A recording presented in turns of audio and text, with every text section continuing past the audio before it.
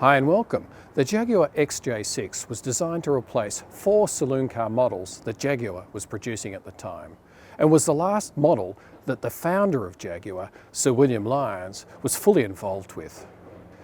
It was released in 1968 and available in a 2.8 and 4.2 six-cylinder, with the first of the V12s appearing in 1972. Around 98,000 of these early models were produced. The Series 1 was replaced in 1973 with the Series 2, the major cosmetic differences between the two being the higher front bumper and smaller grille necessitated by American design rules and an interior redesign. The Series 2 was available in a 3.4 and 4.2 six-cylinder and the 5.3 V12. Around 91,000 Series 2s were produced. The Series 3 appeared in 1979 and ran all the way to 1992. The Series 3 featured a redesign of the roofline, removal of the quarter vent windows, flush door handles and rubber bumper inserts. The Series 3 was also available in a 3.4 and 4.26 and the 5.3 V12. Around 320,000 Series 3s were produced. My Jaguar is a 1982 XJ6 fitted with a 4.2 litre XK6 engine. The XK6 engine was designed just after World War II and was fitted in various guises to all Jaguars produced until the advent of the V12 in 1972. It is a twin overhead cam design utilising an alloy head on a cast iron block. The Series 3 XK6 features a bore and stroke of 92 by 106 mm and a compression ratio of 8.1 to 1 and puts out around 202 horsepower. Manual gearboxes were an option, but most, like mine, were fitted with a Borg-Warner 3-speed automatic. The front suspension utilises a double wishbone with coil springs. The rear is fully independent with inboard disc brakes. The front features ventilated discs with 4 piston cast iron calipers. Steering is power assisted rack and pinion.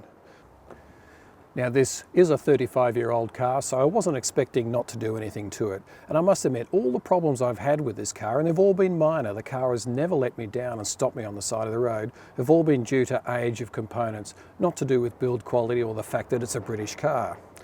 The 3 areas you really need to look at with any car that's over 25 years old, or in this case 35, would be the cooling system, the fuel system and the brakes. I mean, the brakes are the most important, but the coolant system is certainly important on these XK6 engines.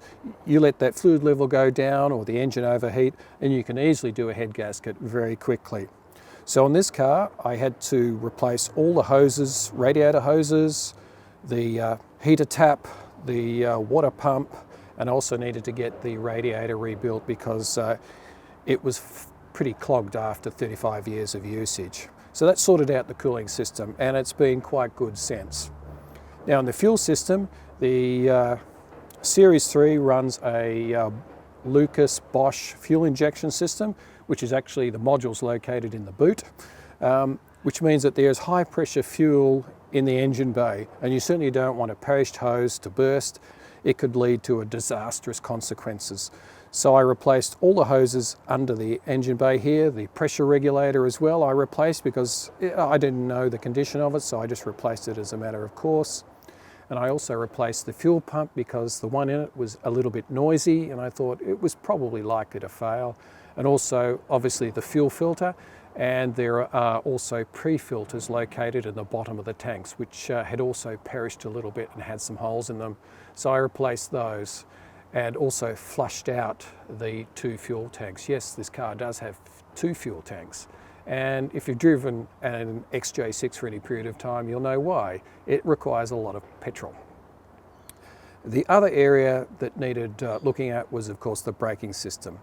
And on this, we needed to replace the 2 hoses to the front calipers because they were perished. On the rear, some months later, I needed to have the rear calipers rebuilt and the discs replaced. Now the rear calipers do have a tendency on these XJ6s to seize and leak over time because of their inaccessibility, because they're located inboard next to the differential as opposed to outboard where they would normally be on a car. They're difficult to get at, and they often don't get that much in the way of maintenance. So on an older car, it's certainly well worth checking for leaks on the rear calipers on these. Once that was sorted out and the handbrake was also rebuilt, the braking system has been quite faultless since then. That's really all I've had to do to it, apart from some cosmetic work. These cars do suffer from rust, and the most common places for rust are at the bottom of the front windscreen and the rear window, and also at the bottom of the quarter panels near the Jaguar badges. And in more extreme cases, you will also get rust at the bottom of the doors or in the bottom sills there, and also in the back of the boot lid. In my case, this car had very little rust, which I've repaired. Some of it's showing signs of coming back, but cars of this era weren't really rust-proofed, so rust is a real common problem. But one little tip, I would say, you really don't want to wash these old cars at a car wash with a pressure washer. Those pressure washers get the water into all those little seams and nooks and crannies, and I found with this that after I washed this car for a year at a car wash, the rust really got a lot worse, and that was when I decided to have the rust removed and the body repaired, and since then I've been hand washing it and I've had no real problems with rust returning. Whilst it's no sports car, the AJ6 does have some sporting ability. I mean, it's more at home on highways and freeways and long country drives. I mean, this is a sort of car that is most at home on a point-to-point trip from Melbourne to Sydney or somewhere equivalent. But in saying that, it's still pretty good on tight mountain roads. The fully independent suspension, the all-round disc brakes and the rack and pinion steering certainly gives it an edge over other luxury cars from this era. The steering is fairly light and there's not a huge amount of feedback, but once you get used to it, it's certainly not a real problem once you get into the tight stuff.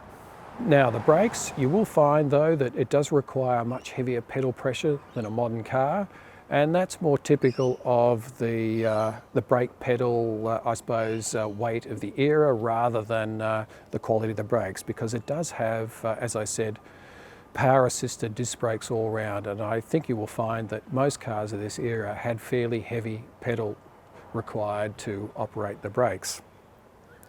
Now the interior finish, we've got a leather interior, and in this case it does require some attention. I just haven't got around to it yet. The front passenger seat, the leather has really dried out and cracked and come away. But apart from that, the only other real thing that the interior of this car needs is the headliner needs to be replaced, and I just haven't got around to that yet. Everything else is pretty good. With most of these old cars, you really just have to maintain them to a level that A, you can afford, and B, that you're happy with to enjoy and drive. I hope this has given you a little bit of an insight into what it's like to own or buy one of these classic British cars, and I'd certainly say the experience has been a worthwhile one for me. Now price-wise in Australia, these can go for anything from $500 or $600 up to around $18,000. It really depends on the particular year or model, and certainly on the condition of the vehicle. If it's got a full service history and it's got a low mileage, you will find the price will go up. And I have found that over the last 4 years of my ownership of this vehicle, that the prices of the XJ6s have slowly been climbing.